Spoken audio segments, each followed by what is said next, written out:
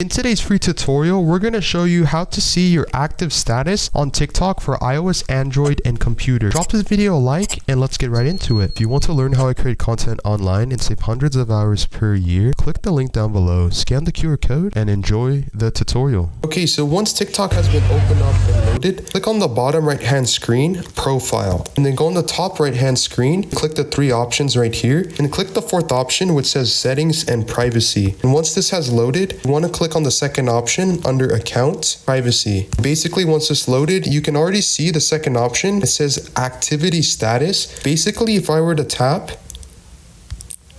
this will turn on or it'll turn color blue, as you can see. Basically, what this means is that when this is turned on, you and your friends or followers who you follow back, you will see each other's activity status only when both of you turn this on. So basically, if I turn this off and I go back, none of my friends or followers are going to see that I'm active. Again, if we go back to the fourth option, privacy, and I turn this on, now my followers will be able to see when I'm active if they also have this turned on. Again, if you want to learn how you can save hundreds of hours and money online per year creating content, click the link down below, scan the QR code, and thanks for watching this tutorial.